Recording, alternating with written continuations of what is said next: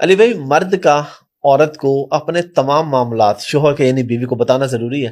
یعنی اگر وہ کوئی بزنس کر رہا ہے، کوئی بھی کام کر رہا ہے، عورت کو پورا خرچہ بھی دے رہا ہے، پاکٹ منی بھی مل رہی ہے، ساری ضرورتیں بھی پوری ہو رہی ہیں، اور عورت کہتی نہیں مجھے ایک ایک بات بتائیں؟ بتانی چاہیے، کیوں نہیں اچھا، بتانی چاہیے؟ ٹھیک ہے۔ بیوی سے زیادہ کوئی قربت کا رشتہ ہو نہیں سکتا، پلس کل کو اگر آپ فوت ہو جاتے ہیں تو وراثت تو پیچھے تقسیم ہونی ہے نا، تو بیوی کو ایک ایک بات پتہ ہونی چاہیے۔ میں نے تو ایک ایک ٹائنیس ڈیٹیل بھی اپنی بیوی سے شیئر کی ہوئی ہے اللہ کے فضل سے، فائنینشیل معاملات بھی، سوشل ایشوز بھی، کوئی چیز چھپانی نہیں چاہیے۔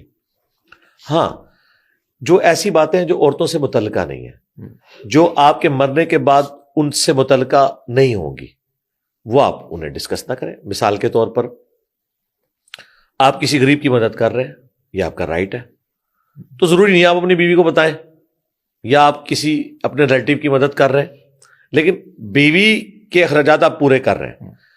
عورت چونکہ ایک دنیا کا متاع ہے نا، اس کا دل بڑا کمزور ہوتا ہے، وہ چاہتی ہے کہ سارا مال میرے اوپر لگے، تو بعض اوقات یہ خطرہ ہوتا ہے کہ وہ آپ کو انفاق فی سبیل اللہ کرنے سے روک دے۔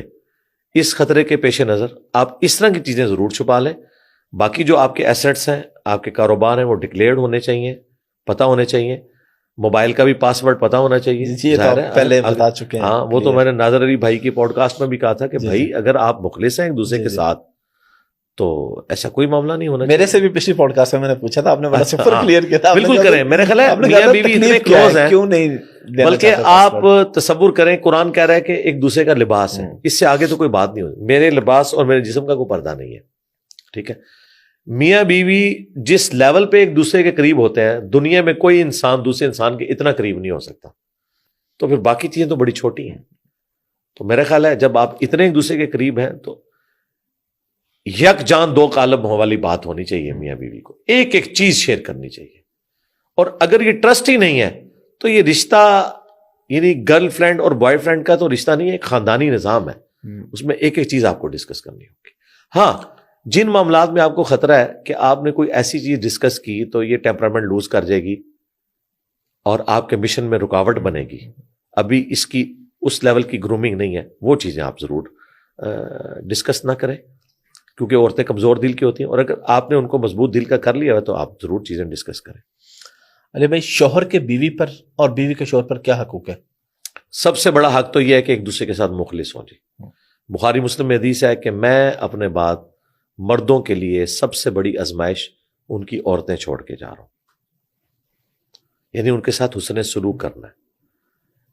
اور چونکہ مرد ڈومیننٹ ہے، اس کی رسپانسبلٹیز بھی زیادہ ہیں۔ وہی بات اولاد کے معاملے میں اور سیکس کے معاملے میں ایک دوسرے کے ساتھ مخلص ہونا چاہیے۔ بخاری مسلم میں حدیث ہے تم میں سے ہر شخص نگہبان ہے، اس سے اس کی رعیت کے بارے میں پوچھا جائے گا۔ پھر نبی علیہ السلام نے کہا ایک حکمران نگہبان ہے اپنی رعایا کے اوپر، اس سے پوچھا جائے گا اس کے بارے میں۔